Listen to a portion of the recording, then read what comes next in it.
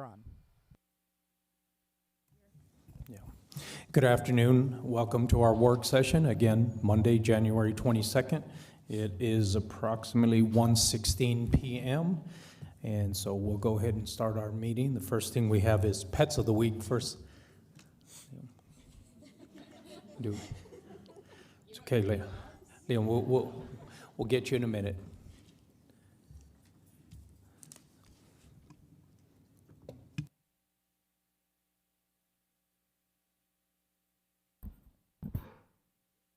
Just this. Alrighty. Hello everyone, my name is Amy DeFelix with the Animal Services Center of the Mesilla Valley, and I'll present the Pets of the Week. I'm going to start with our Cat of the Week, and this week his name is Percy. His number is 71304, and he says, I like to be the life of the party and the center of attention. I'm very outgoing and friendly. I might be better as the only cat in the home, as I am a bit of a particular boy. And while I do love attention, I don't like to be babied, so please don't hold or carry me for too long. I just want to be respected, loved, and revered as the king I am. And then we have our Dog of the Week. Her name is Jackie, and her number is 62207, and she says, initially, I can be a little shy, but all I need are some sweet words and gentle reassurance, and then I'll show you my soft and loving side. I've gotten used to being on a leash thanks to some lovely volunteers who spent time with me, so now I'm just waiting on my forever family to take over helping me build confidence and watching me blossom. And we do have one adoption event this Saturday, January 27th. We will be at Staples. That's 2260 East Lowman Avenue. We'll be there from 10 a.m. to 1 p.m. I believe we will only be having adoptable dogs. I don't think we have mobile banks for cats, but definitely stop by, see some of the lovely dogs we'll have available for adoption. And then, of course, I want to try and share all of our links every week as well. Our main websites, ascmv.org, and of course we have social media. Facebook, Instagram is @Animal Services Center, and then TikTok is ASC Mesilla Valley. Of course, YouTube is the ASCMV channel, where we also post video recordings of our podcast, which is also on Spotify, and I forgot to add Apple Podcasts, darn it. But that's Tales from the Paw Side, the ASCMV podcast. We release new episodes at the end of every month, so our next episode's coming out soon, so stay tuned for that. And that is all that I have. Thank you. Thank you.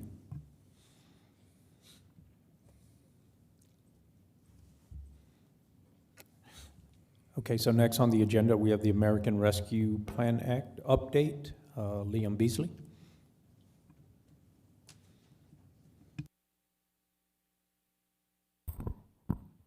Good afternoon, Mayor Enriquez and City Councilors. I'm Liam Beasley, and I work here in the accounting department.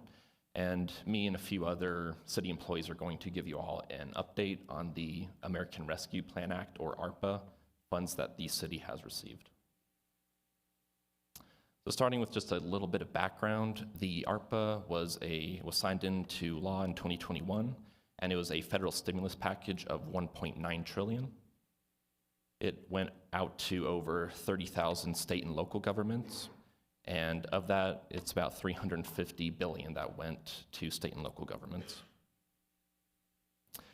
It's designed to provide direct relief to Americans to respond to the negative economic and public health impacts from the pandemic. And the city's portion is that we received 2 tranches of about $12.4 million each. And the city's using these to focus on different categories or focus areas in order to help the community. And there are 2 deadlines related to ARPA that we're going to keep in mind. The obligation deadline is December 31st, 2024, and that just simply means we need to have all of our ARPA funds under contract with either a community organization or another contractor to carry out the projects by that deadline. The spending deadline will be December 31st, 2026, so we have 2 years from the obligation deadline to actually spend all of the funds. These are the focus areas or categories that the city is using ARPA for. We have public health and safety, negative economic impacts through Visit Las Cruces, premium pay for city employees, water and sewer projects, other capital projects, and then supporting community organizations. And so now I'll give a brief overview of the financials. As mentioned previously, the city received about $24.8 million from the federal government. And as of December 31st, 2023, we spent a little under $8 million. The unspent balance is $16.8 million, and so we spent about 32% of the total. And then on December 31st, the unliquidated obligations were $10.2 million, and that just simply means that we have outstanding contracts and purchase orders that will be paid out for various contractors and community organizations. And so the balance that hasn't been either spent or obligated is about $6.6 million. And so 73% of the total has been either spent or obligated. Now I'll go into some of the individual categories. And further on in the presentation, we'll have various employees from the city come up and give you more details about that. And also, if you want further financial information, like a more detailed breakdown, you should all have been provided a handout which has that information.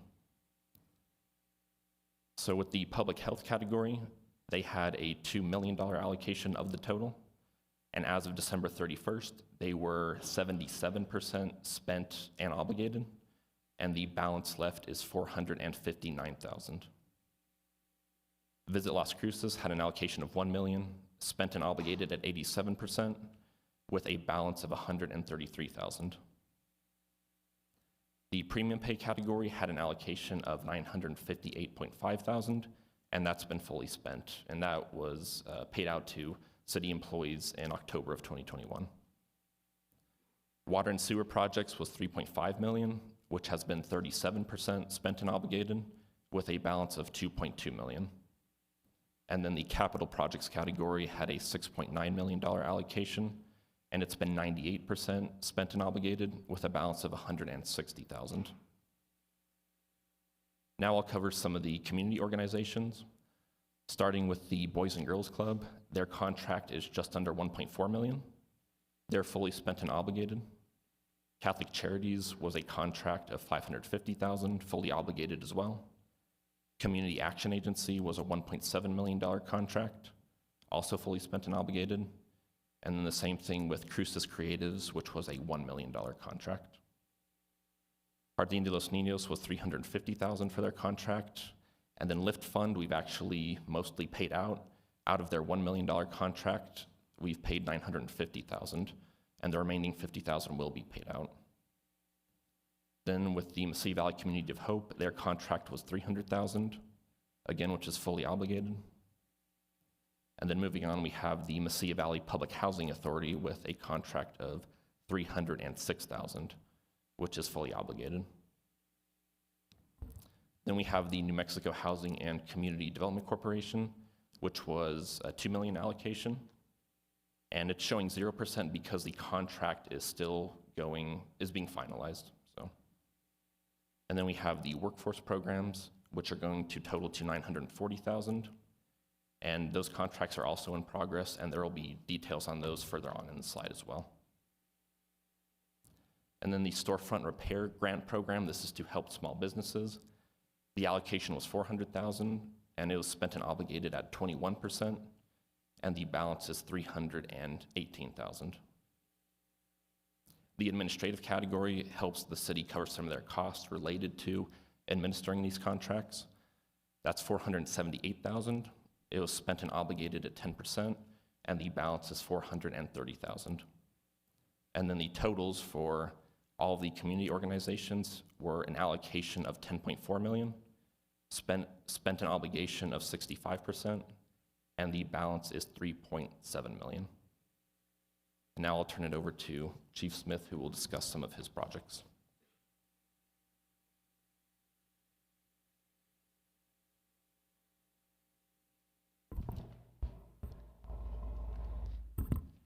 And good afternoon, Mayor, members of City Council, Fire Chief Jason Smith for the record. Just to cover some of the things that we're doing with your fire department, out of our training and advanced CPR allocation of $300,000 roughly, we're looking at doing some advanced EMT training with Doña Ana Community College. This year, we're going to be sending 16 firefighters through their class to get their AMT. We'll be sending 8 this semester and then 8 in the fall. That should use about $80,000 of the $330,000 remaining in that fund. We're also looking at contracting services for continuing education. Our paramedics require 60 hours every 2 years to renew their license, and we're looking at bringing in a new company to provide in-person training as well as a cadaver lab that will utilize the rest of the $330,000. For PPE and equipment, we have roughly about $70,000 remaining. We're going to use that to purchase additional ventilators as well as CPR compression devices. We use the Stryker Lucas device. What these two devices allow us to do, ventilators, we can take over ventilations for somebody who's in respiratory distress or compromise. And then for CPR, the compression device actually allows us to continue CPR compressions while we transport somebody to the hospital.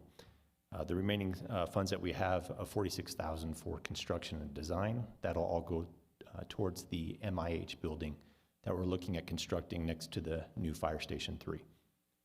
That's all of the updates for fire. And now I believe DC Mullins from PD will be up.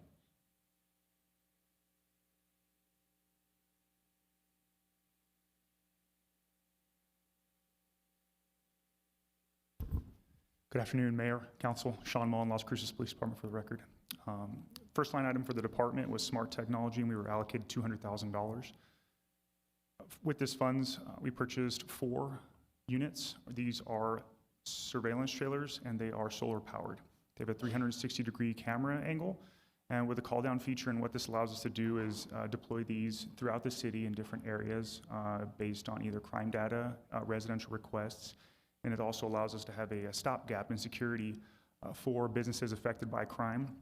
And one of the ways we do that is by placing the trailer at an affected business while we have community outreach or another law enforcement partner go out and look over the business and offer any security upgrades that may be needed, whether it be increased lighting, bars on windows, a security system, things of that nature. But it gives a little bit of security in the interim, and also allows us to place them around the city where residents feel they are needed, as well as department statistics.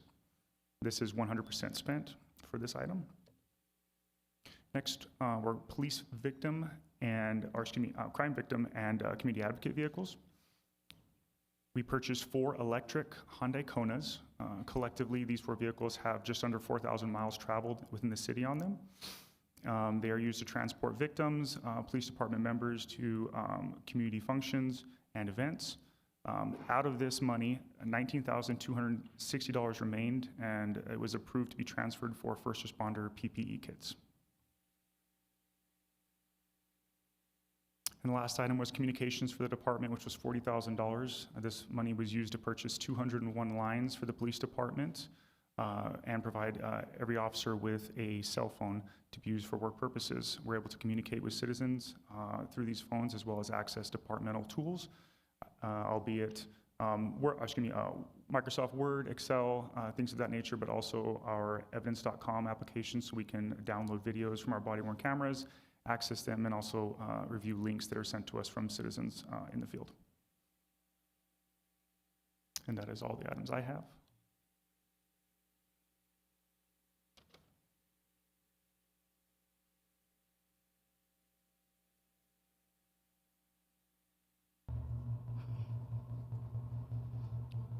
Okay, this is going to take a while.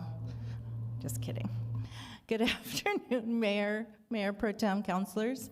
Rochelle Miller Hernandez for the record. I'm here to talk about Visit Las Cruces. So the Visit Las Cruces program was awarded $1 million in ARPA funding to address the significant negative impact of tourism, travel, and hospitality.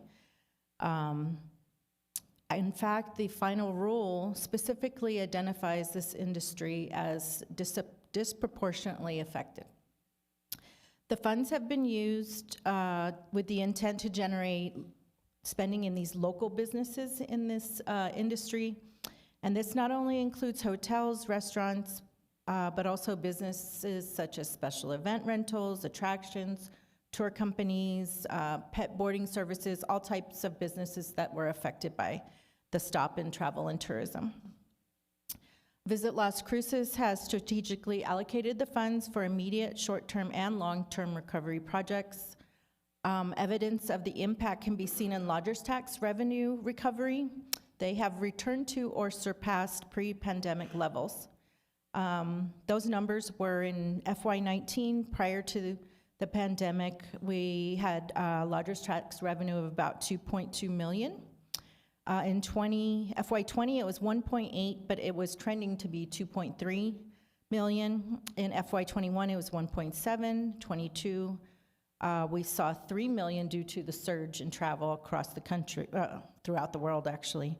And then FY23 ended with 2.7 million, and this year is trending to be the same or slightly above. There is an important thing to note that, though, during the pandemic, lodgers tax had to cover the shortfall of approximately $500,000 for the operations and bond debt for the convention center, since it was not bringing in any business and none of the convention center fee was being collected at the hotels.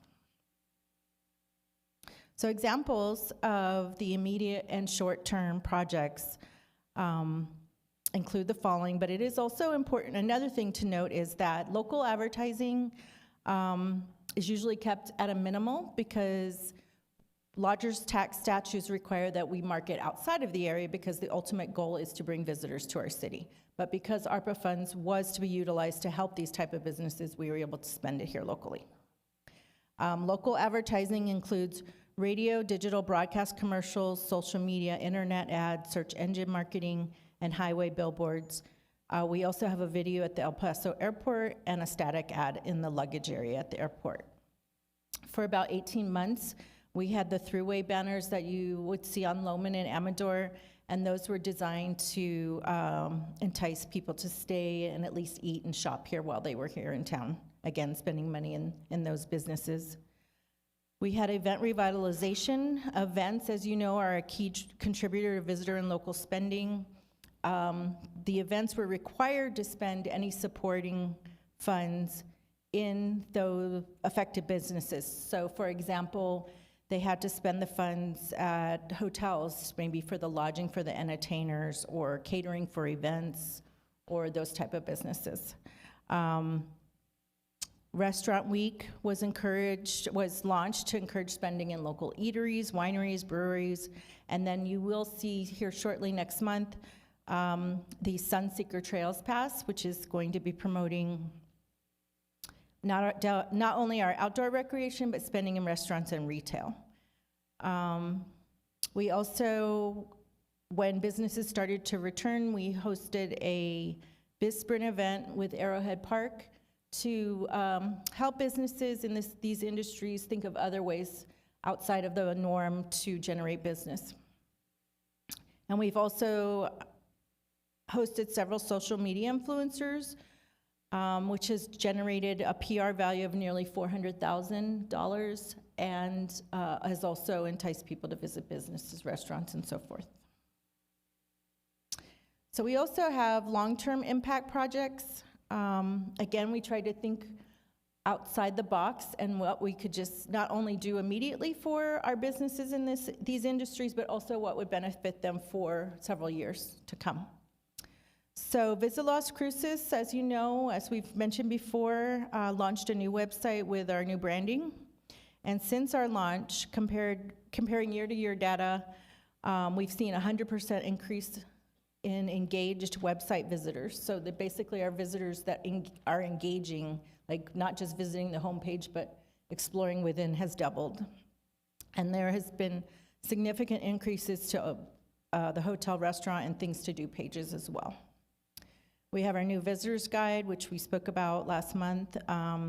Was redesigned to focus on leisure, conventions, outdoor rec, and sports travelers' needs.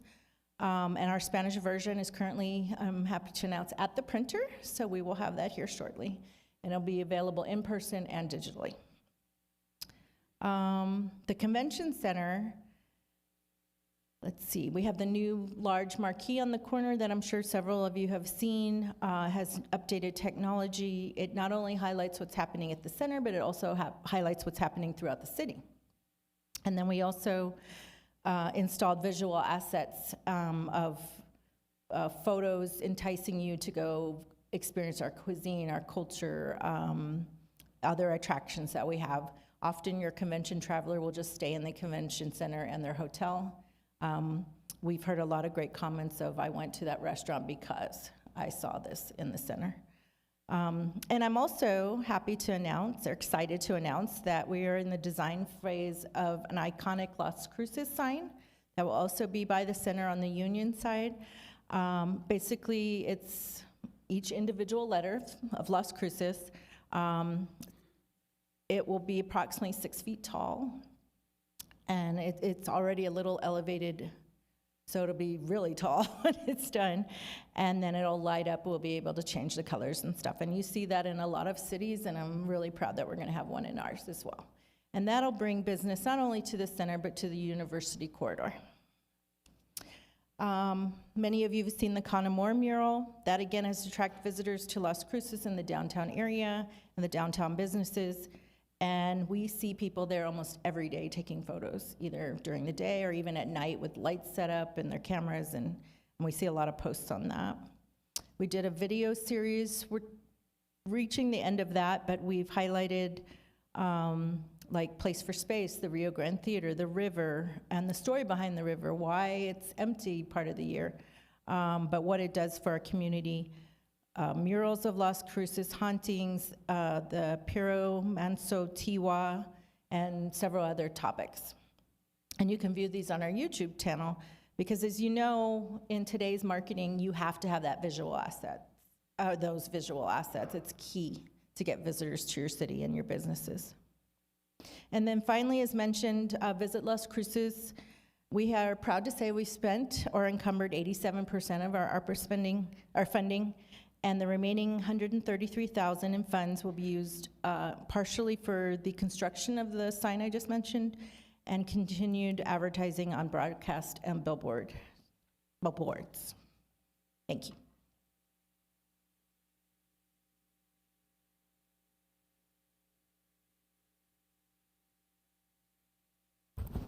Mayor, Council, Chris Favor for the record. I'll talk to you a little bit about the storefront repair grant program and then jump into some of the community nonprofit grants. Last year we allocated $400,000 in unused ARPA funds at that time for this program. And it was to assist businesses who were having issues with vandalism, things of that nature, sort of as a result of some of the effects of the pandemic. And some eligible expenses were broken windows, doors, locks, or just general vandalism, graffiti, that type of thing. There's several requirements for this business, but basically you need to be within the city limits, and you had to be in business as of May 11th, 2023, and we set that date because that was the last date of the federal public health emergency for COVID. So as long as you were in business as of that date, you could qualify for potential funding. Of the $400,000, we'll probably get to about around $200,000 this year, so we'll probably be looking for a third party to help us with the remaining balance so we can keep this program going through 2026, because it's very popular. We've had quite a few applicants, and I think about 86 different businesses have been funded. The community grants, the local nonprofits. So I will go through a quick update on each one of these, a little description, and we do have representatives from these organizations in the audience if you have questions at the end. So the Boys and Girls Club, this money was used for their capital campaign project, and that was to buy the purchase of the old Video 4 on El Paseo, the Allen Theaters building there, and that'll be the home of the Boys and Girls Club moving forward. The Catholic Charities were providing direct rent, utility, and medical assistance to low-income families in Las Cruces, with the target audience of about 500 over the life of this program. Community Action Agency implemented the Family Prosperity Program, and this was giving 150 Las Cruces families about $500 for 18 months, with the goal to demonstrate the positive effects of a cash transfer program on their family well-being. The Community of Hope instituted the Landlord Risk Mitigation Fund, and this was to assist landlords who offer housing to low-income or individuals experiencing homelessness. Their goal was to provide assistance to about 100 individuals or families struggling to find housing during this time. Crucis Creatives, the Learning Loss Recovery Program. This was educational in-school and after-school project-based programs intended to address learning loss that children suffered during the pandemic. Currently, they are in 41 schools in the district, serving approximately 15,000 students through June 25 school year. Jardín de los Niños was providing therapeutic support related to emotional trauma. They were doing emotional learning support in a classroom setting, and they were looking to serve about 200 individuals or families for this project as well. Lift Fund, so they did revitalize small businesses. This was direct financial assistance to Las Cruces businesses. So 45 businesses received grant awards between $10,000 and $25,000. And they gave priority to business, as Rochelle had stated before, in the restaurant accommodation service industry, or those who had not received prior funding either through PPE or other COVID-based relief programs. And I will turn this over to Irene Pata to talk about the workforce programs.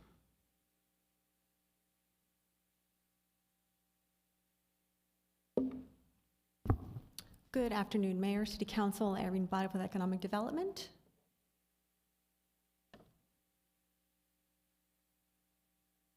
So the following workforce development projects were recently approved by Council on December 4th. We are working right now with the Finance Department to finalize all agreements with partners, and we hope to have those agreements in place within the next 3 weeks so that programs can begin spring of 2024 with a completion date on or before December 2026. The first project that was approved is the Transitional Job Training Program. We will be working with Doñana Community College through their Career and Life Skills Academy.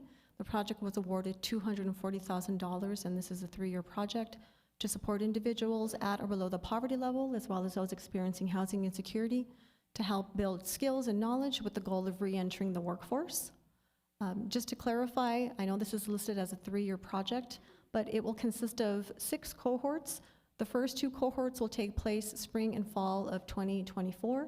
The second will take place spring and fall of 2025, and the final 2 in the spring and fall of 2026. So we'll meet that deadline on or before December 2026 if there's questions. The second project that was approved was the Child Care Provider Program. We will be working with Engage on this project. The project was awarded $300,000, and this is a 2-year project. The first cohort will begin spring of 2026, and the second 2025, spring of 2025. The third project that was approved is the apprenticeship program. We'll be working with Southern New Mexico Independent Electrical Contractors. The project was awarded $200,000, and this is a 2-year project. This project will begin fall of 2024 and complete fall of 26. The next project that was approved is the pre-apprenticeship program. We'll be working with New Mexico Workforce Solutions Department on this project. The project was awarded $100,000, and this is a 2-year project. The project will begin fall of 2024 and complete fall of 2026. And the final project that was awarded funding was the manufacturing training program. We'll be working with the Mesilla Valley Economic Development Alliance. This project was awarded $100,000, and this is a 1-year project. The project will begin training fall of 2024.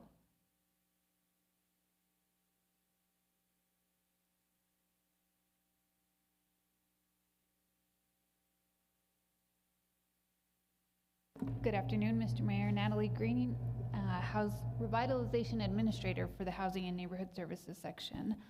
The 2 housing projects are both under contract. The first project is the Oak Street Apartments. It's a permanent supportive housing for veterans.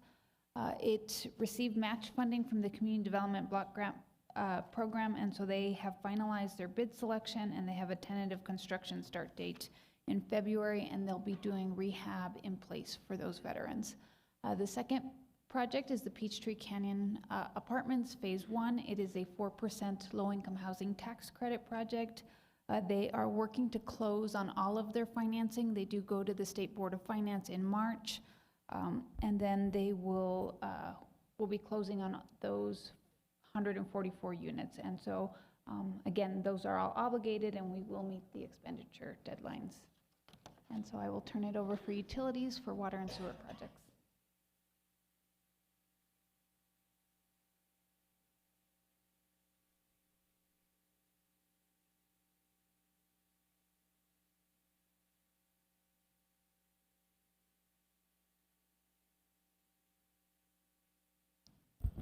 Hello, Mayor, Commissioners, Councilors. I apologize. I'm Carl Clark. I'm the Assistant Utilities Director. But I'm here to talk about the ARPA funding that we received for the septic replacement projects. Is really what it is. We received approximately $1.3 million for this effort, and we spent $708,000 right now up to date on switching people over from their septics and tying on to municipal sewer. We have approximately $591,000 left over. We started off with an initial mailing of 155 residents because we have approximately 326 residents that can convert over. But we didn't want to send a mailing out to everybody and not have enough funding for that. So we initiated 155 residents. It was really based on a matrix that we put together where we asked questions such as impacts with COVID on the household. We reached out to the low to moderate income. We also looked at our 2008 septic tank replacement master plan, where it indicates the priority level of getting these septics replaced. So if they were a high priority and a top priority, they received additional points in that matrix. The top priorities are septics that are within 1,000 feet of our domestic wells, or municipal wells, I should say. With the 155 mailings, we had about 60 respond. We've already converted approximately 53 of those, so we moved through them quickly. We actually only got started in April. So we have 7 that are pending. The plumbers have already received the request to move forward with those, so those should get completed quickly. And then we're adding some more mailings because we can do approximately 38 more residents. We're averaging about 13,300 each household to convert them over. Some are higher. They've gone all the way up to about 20,000 depending on the landscaping we have to deal with, if we have to replace concrete, et cetera. So I stand for any questions you may have. I did put some more slides in there where it shows where we've completed projects and where we have pending. The green shows completed in District 2. And the yellow is pending, so our plumbers will be out there shortly. Here's Alameda Estates. We have 4 that are green. We don't have any pending in that area, but that's a low to moderate income area. Plus, it's within 1,000 feet of a city well. So we'll be looking at that one closer. And then finally, there's a large portion we did over here in Hacienda Acres subdivision development. That was one of our matrix items as well, was Ordinance 2970 that was passed back in 2021 that required households to connect to sewer if there's sewer put into the roadway. That ordinance doesn't have any fines or penalties, but it's still an ordinance that's in place. So they moved up the list by, it's these last 2 streets. I can't even see them right now on this little computer, but it's the last 2 streets to the east there and you can see the majority of those people have connected to the system already with this ARPA funding. So I stand for any questions you may have. If not, I'll move on. Thank you.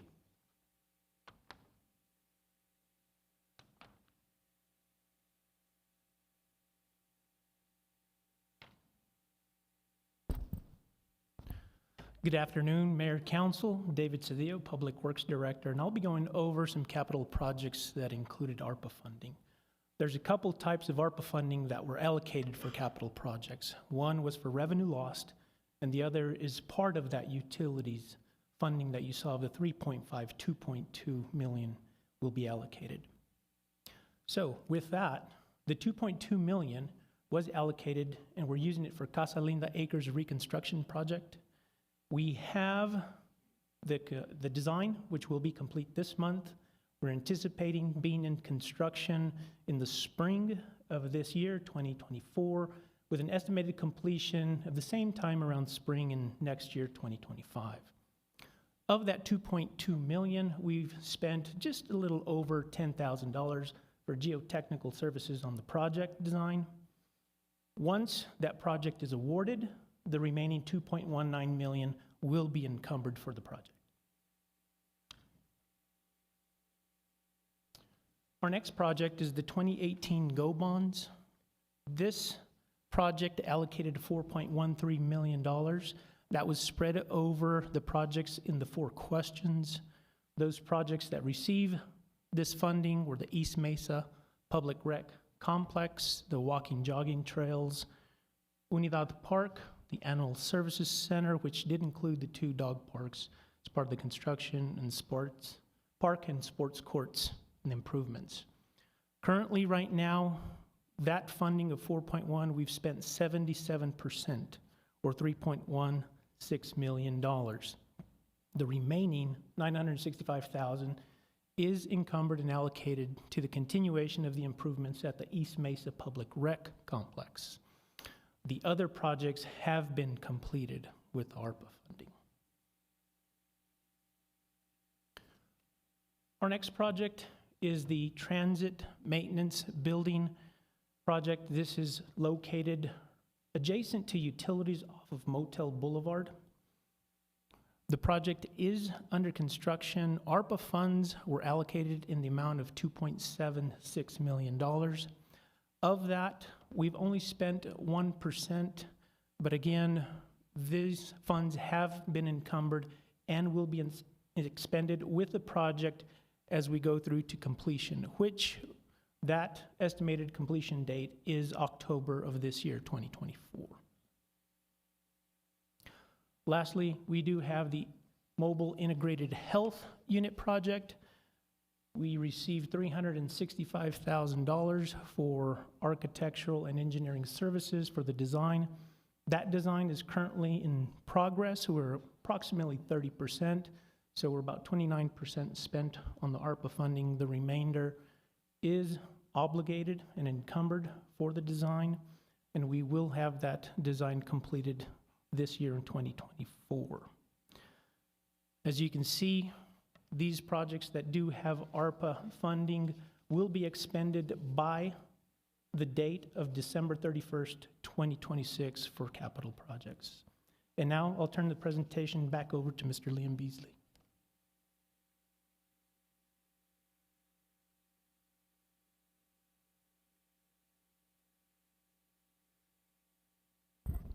Liam Beasley again for the record. So to conclude the presentation, I just want to briefly discuss a tool the city uses called OpenGov. This is a transparency tool used by various local governments, and it's integrated on the city's public website, which is lascruces.gov. It's available to you all as well as members of the public, and it provides an overview of ARPA as well as up-to-date financial information for how the city is spending the money. And this does communicate directly with our accounting system, so it is updated on a daily basis. And in order to give a demonstration, I'm just going to go to the public website and show you where you can find it. So here's the main page of lascruces.gov. On the top bar, if you go to Government, and then underneath there's a section called Transparency and Accountability. And within that, one of the options is ARPA. And so clicking on that will take you to the main ARPA page. And at the top, we have that background information that we've covered. And then the first graph you're going to see is going to be all of the project categories combined into one. And so for this, we have the amended budget as well as the actual spending for each fiscal year that we've had the ARPA funds. And OpenGov breaks it down into different categories, such as the operating projects, the capital projects, as well as personnel spending. And the graphs are interactive, so if somebody wanted to take a more detailed look at the capital category, for instance, they could click on that, and then it would give them a further breakdown of that spending. And then you can always reset the graphs with the reset button on top. Underneath there, we have some useful links that members of the public might be interested in, such as the resolutions related to ARPA that have been approved. And then the latter half of the page is going to be a breakdown of each of those different focus areas. So starting with the public health response, you have the background, list of projects, and then a graph specific just to that category. And then the projects continue down the page, and the nonprofits and community organizations are going to be towards the bottom. And in this section, if you click on here, it'll be a link to a different page, which will list all of the different organizations that we're working with. And you can click onto any one of those, and it'll give you background information specific to that, as well as a graph for their financials as well. So we just wanted to make you aware that there is this tool if you ever wanted to check on the spending or direct members of the public to this. And so with that, we can stand for any questions. Thank you. All right, thank you, Liam. Any questions? Councilor Gray. Thank you, Mayor. Thank you so much, everyone. Two basic questions. I'm looking at the $459,000 and change that remains unobligated for public health and safety. What are our options there? What can we do with that? So the broad category is just responding to any negative public health impact from the pandemic. And so for that amount, I'm going to take a look at the detailed page for the remainder. Most of the balance is coming from the police and fire CPR and EMT training, and I don't. Okay. Right. So that's not remaining. It's just we don't. That's not that we still have to play with. It's just it's been obligated and has not yet been spent. So it's been allocated, meaning we've decided Okay. what we're going to do with it, but we just haven't had a contract been approved and gone through the process yet for that. Okay, great, thank you. And then, sorry, very oddly specific question, and I don't know if this is for you, Chief Smith, Boys and Girls Club. And thank you to community partners for being in the audience today. I'm not sure of the extent of the fire damage because we're talking about, that's the building, correct? Video 4. How has fire damage or damages from fighting that fire changed the scheme for? Yeah, please do come down. Or Chief, I don't know if you want to weigh in on this. I just don't know how much damage there actually was. Good afternoon, Mayor and Council, and welcome to all of the new counselors. My first time here with you guys. My name's Ashley Echavarria, CEO with the Boys and Girls Club, for the record. It's funny, we get so many questions about the fire. We are grateful the fire was contained to one theater. Actually, when the fire happened, the Allens were still under ownership of the building, and so they were able to file an insurance claim. It was contained to one theater. Of course, most of the building's brick and cement. However, the theater seats are cloth. So the seats are really what caught fire. It did cause some damage to, it's my understanding, to like some of the electrical and stuff like that. But most of this stuff is stuff we're gonna have to gut out and replace anyways. So we're fortunate. Honestly, what ended up happening is they did some of the demolition for us that we're going to end up having to do. The Allen family went in and kind of gutted that theater. And then as a result of that, they also found out that, of course, there was asbestos throughout the building. So they were able to have the whole building abated for us, which was also kind of a blessing for us in disguise because that's something we didn't end up having to pay for. And so happy to say we officially closed on the building last week and it is now ours. And the Allen family really worked with us to get that price down as much as they could. And because of the ARPA funds, that's really what made it possible for us to be able to pay for the building and not have to take out a loan while we're raising the money to do the renovations. Okay, great. So overall, not that we're advocating for fire to be used as a demolition technique, right. but absolutely not. Yes. Okay, great. So good to know. Thank you so much. Thank you. Thanks, Ashley. Thank you, Mayor. Mayor Pro Tem. Thank you.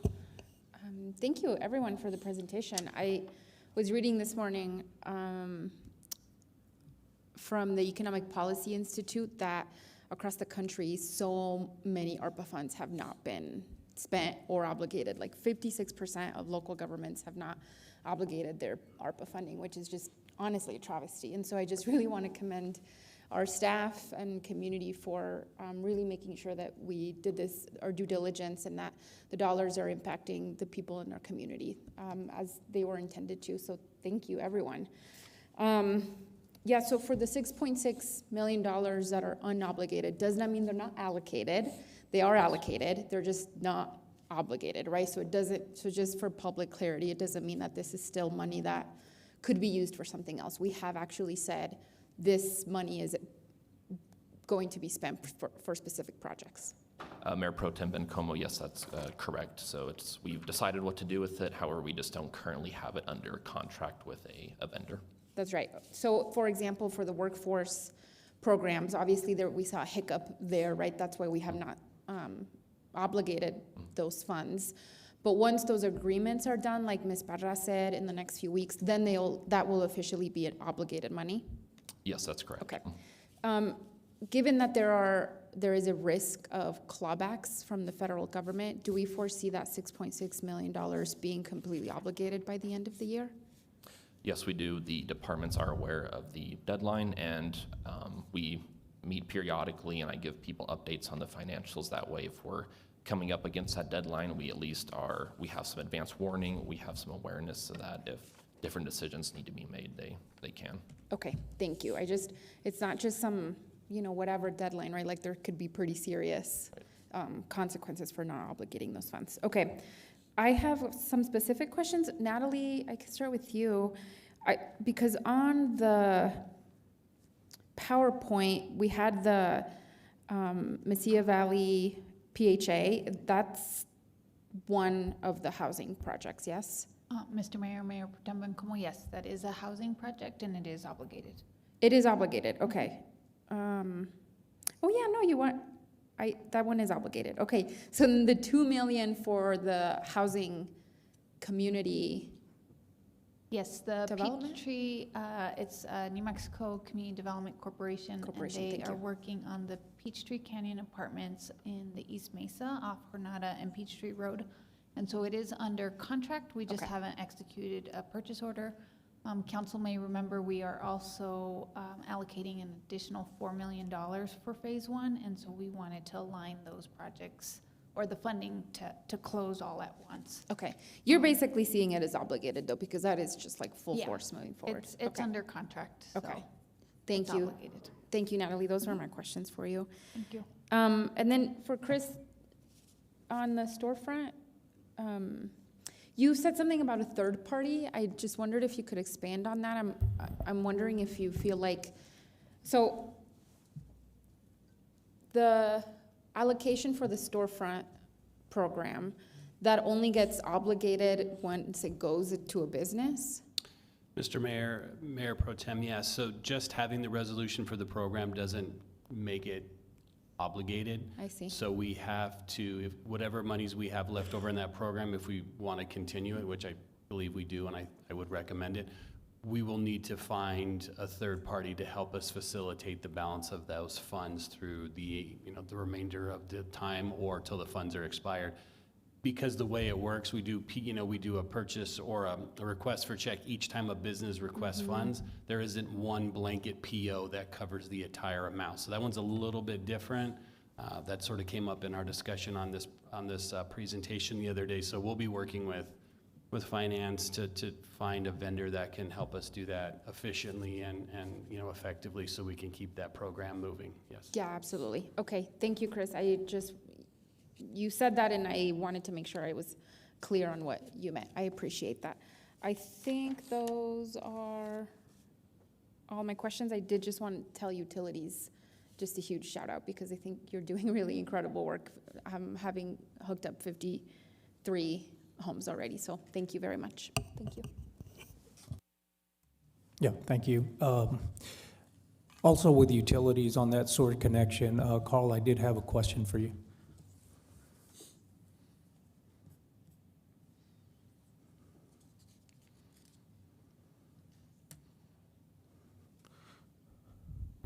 Yes, Mayor. So the question, when you do the sewer connection, what happens to what's the process on the existing septic tank? Yeah, once they're connected, they're required to, actually, as part of our contract, we're gonna abandon the septic tank, so they'll collapse the tank, they'll collapse the lid, and then backfill it with sand, compact it, and cover it up, so it can't be used again. Yeah. All right, thank you. Thank you. Thank you. Any members of the public that would like to come up and speak on the American Rescue Plan Act? Yes, sir. Yes, come on up and state your name. Yeah, and we'll give you 3 minutes. Richard Barella. I'm just curious about the economic... I'm sorry, what was your name again? Richard Barella. Okay, thank you. I'm curious on the economic impact of these septic tanks that are no longer in use. It's just a simple question, curiosity. Thank you. Yes, Mr. Clark, come on.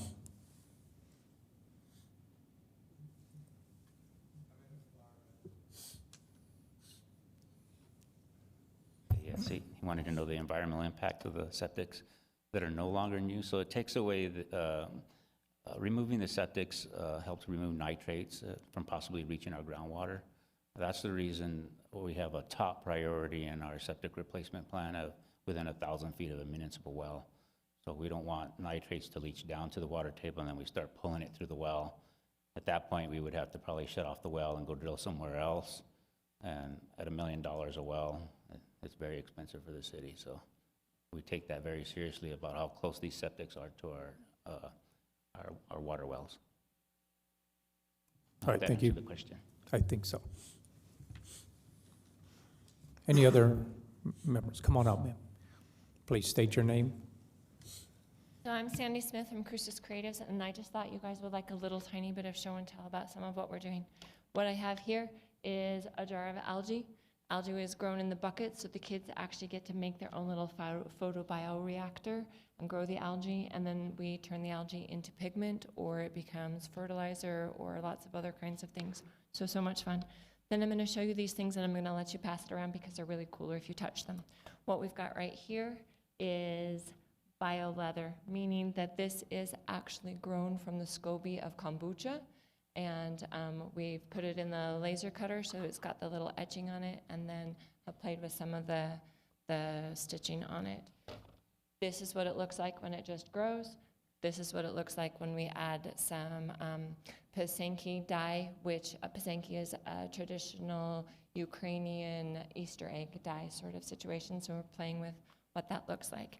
Then we also have mycelium grown, so you can actually grow mushrooms into styrofoam, and if you happen to be working with a school during Dia de los Muertos, you can grow it into the Halloween skulls and just kind of get a feel for what they can do, and then the students got to paint those up. But when you're done with any of this, it just gets thrown into the garden, it composts.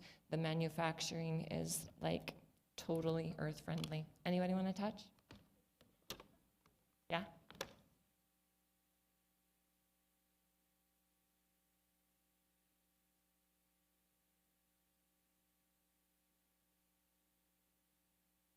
Thank you. All right, thank you. Is there anyone else from the public?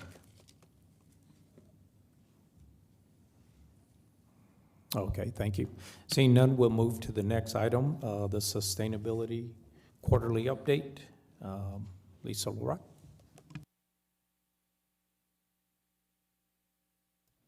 Don't hog the goods, Mayor.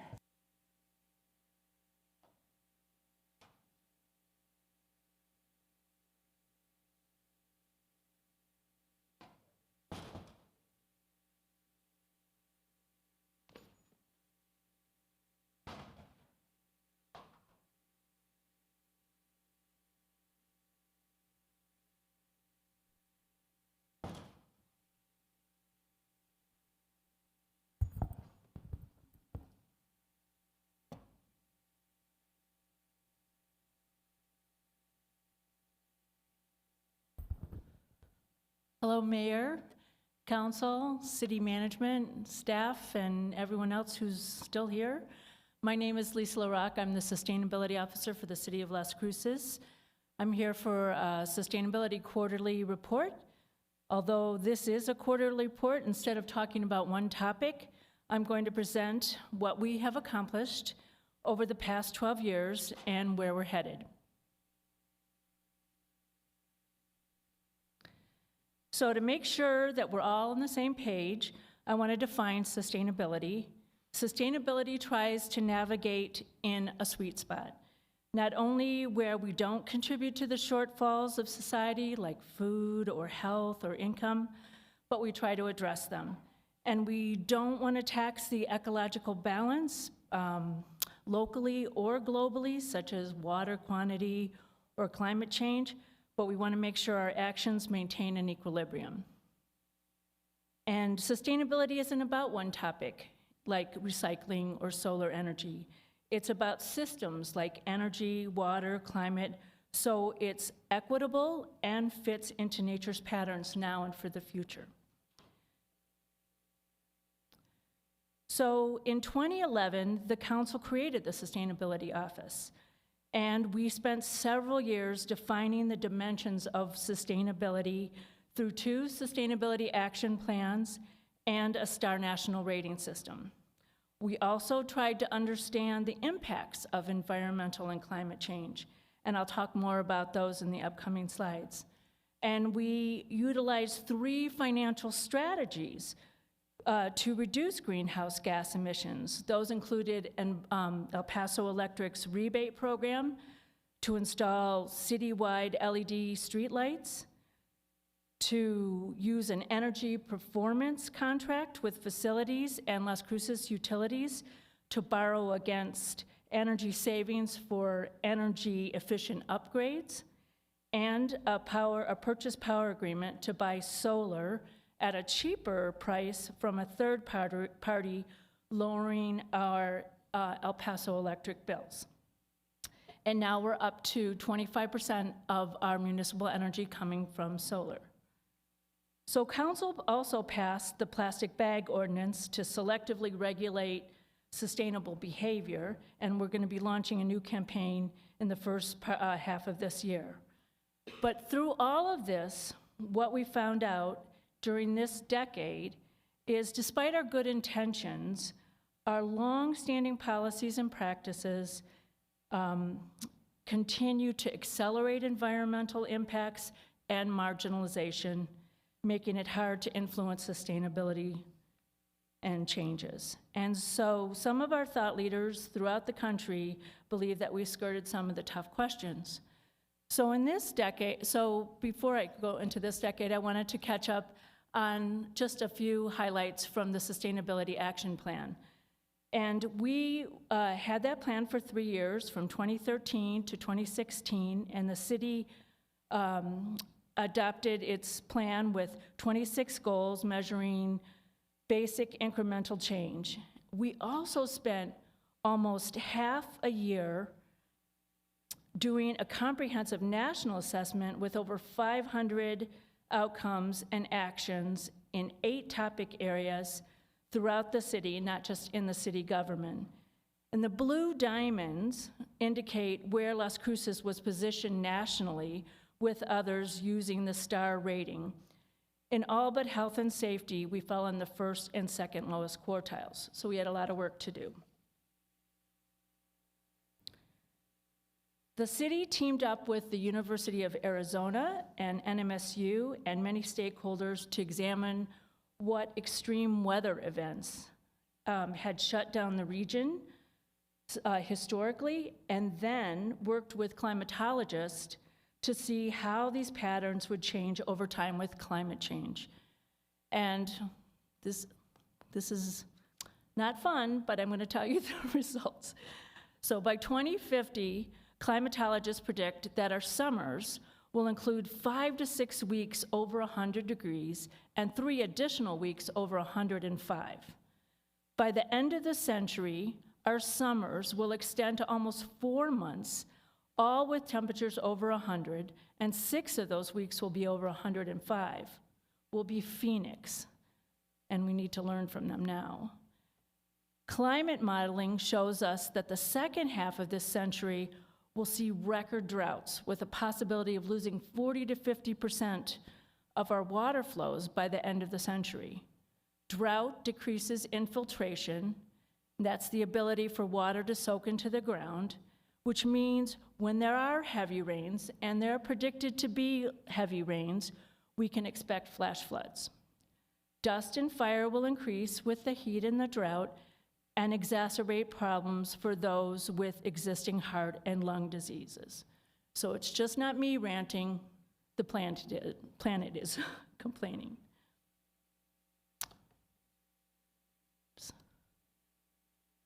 So in 2020, in this next decade, we developed a climate action plan that illustrates, no, I'm sorry. I missed my place. In this decade, we're intentionally using data to shape policies and hopefully practices. We have tried to raise the consciousness of energy transition with a Power Up Expo and training that we had in January 2023, and most of our work is now dedicated to affordable and resilient retrofits that I'll talk more about in future slides. In 2019, we gathered the previous year's data to understand our climate footprint and saw that 50% of our emissions are due to in-town driving. Almost 40% are from commercial and residential buildings, and solid waste contributes 7%. We developed a climate action plan that illustrated that our goals, and we see that the most impressive results will come from EV adoption. That's the second to the last column. And the second biggest impact will come from increasing solar adoption by everyone. The third biggest impact is decarbonizing or removing the use of fossil fuels in our buildings. And notably, the fourth biggest impact is using active transportation, walking or riding a bike.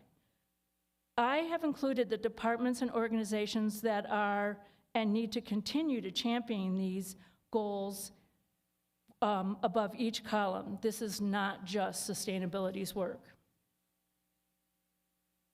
I shared this slide with you last summer to illustrate how impervious surfaces, concrete and asphalt, absorb heat and radiate it out day and night. We can see easily there is a disparity with who is and who isn't impacted by urban heat. And as a consequence, we've coupled this data with the active transportation plan to identify priority areas where heat will impact pedestrian and bicyclists, highlighted inequities to advance resilience, and recommend that realized codes include additions of trees, green infrastructure, and cool surfaces to mitigate these effects. And using both anonymized,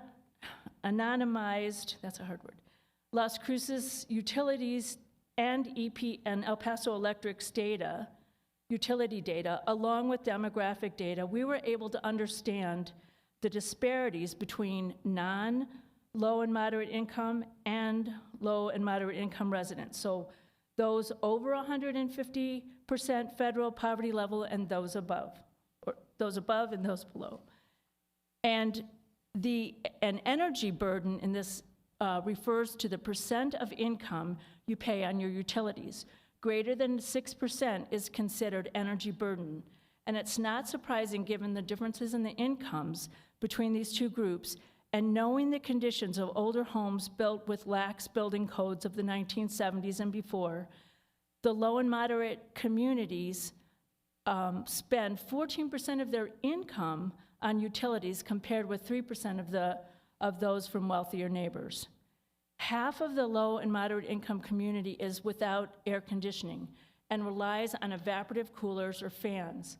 Climate models predict that during the summer, 50 days or more, evaporative coolers won't be able to function effectively given the high temperatures and monsoon humidity, putting residents in harm's way. The Sustainability Office and many community partners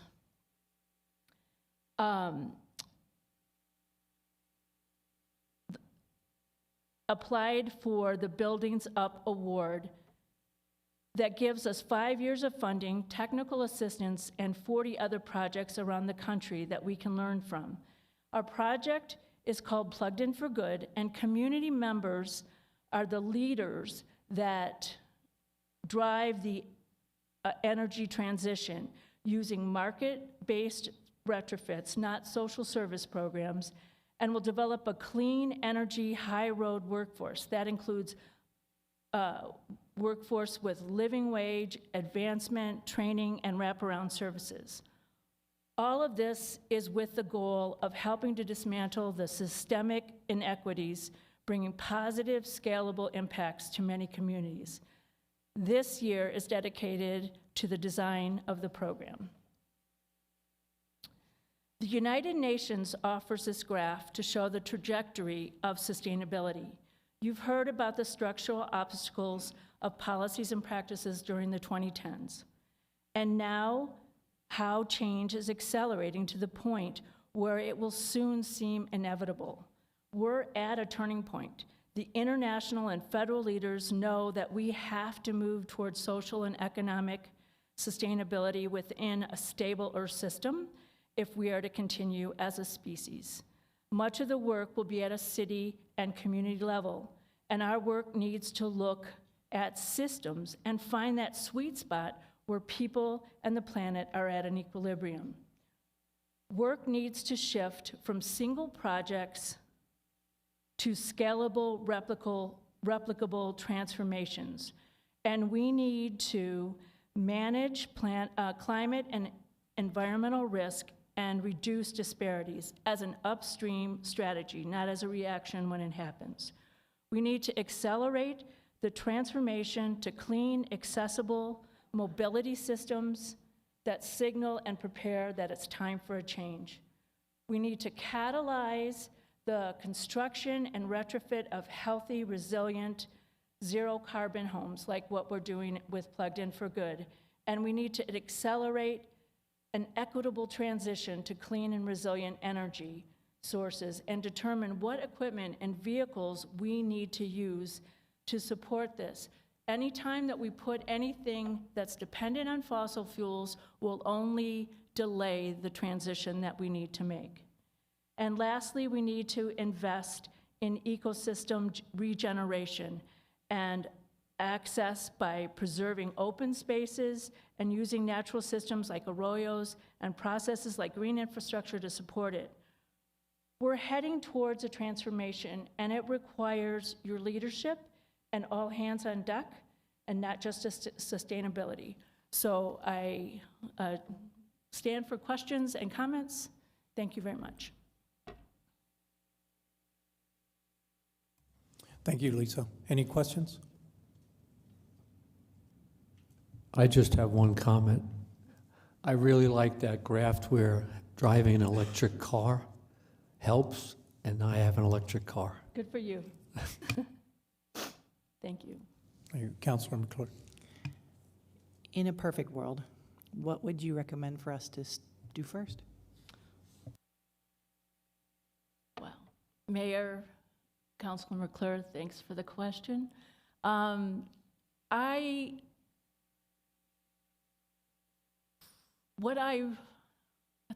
a great question. What I really think would be helpful is something that I already think that's starting to occur. And I'm going to give a shout out to Planning and Innovation. They are using a set of criteria that actually looks at the holistic view of these issues and how they advance, both elevate and from a physical layout as well as sustainability from a more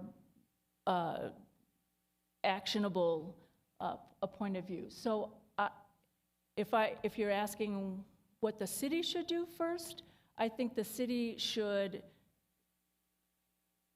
take the plans that it has and create milestones that are achievable in certain intervals and not push it down the road.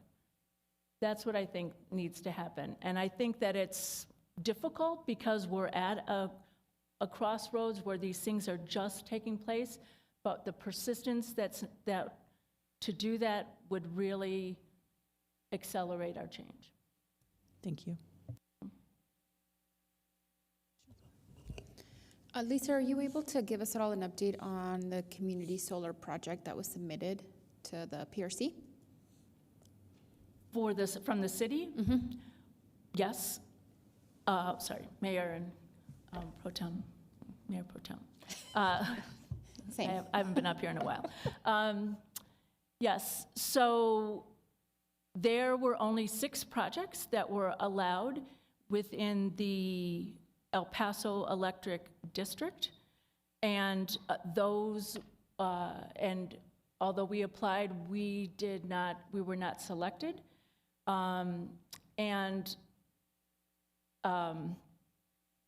There were probably whatever models, I think there was like 6 to 9 organizations that were selected for many, many projects. So I think that there was a idea of what was a good fit according to whoever was the group that was evaluating it. Right now,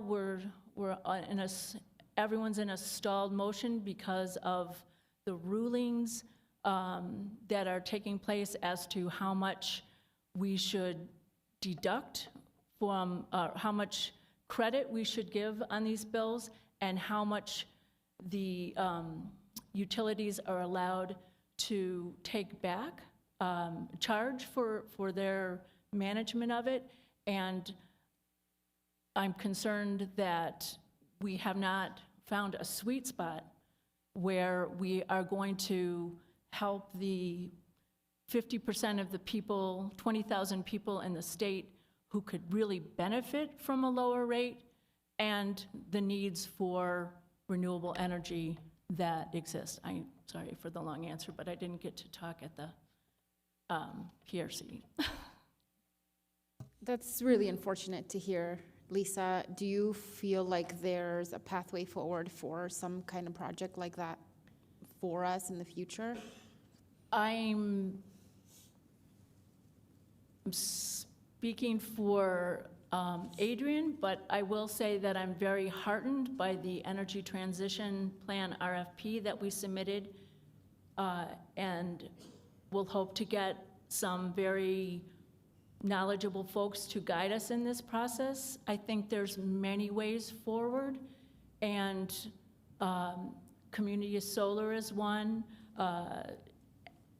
allowing community choice where we all generate, where the city could generate energy and the transmission and distribution would come there is another thing that's been put forward by the legislature. So I think there's, yes, the answer is yes. Okay, and since you brought the energy transition up, you submitted feedback, you had input and feedback on that RFP then? Yes. Okay, thank you, Lisa. Anyone else? Okay, thank you, Lisa, I appreciate it. Is there any members of the public that would like to speak on sustainability?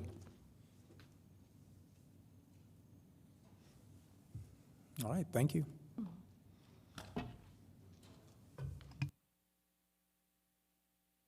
So we'll take a motion to adjourn. So moved, Corin. Second, McClure. This is on the motion to adjourn the work session. Councilor McClure? Yes. Councilor Matisse? Yes. Councilor Graham? Yes. Councilor Cran? Yes. Councilor Flores is absent. Councilor Bencomo? Yes. And Mayor? Yes. Thank you all.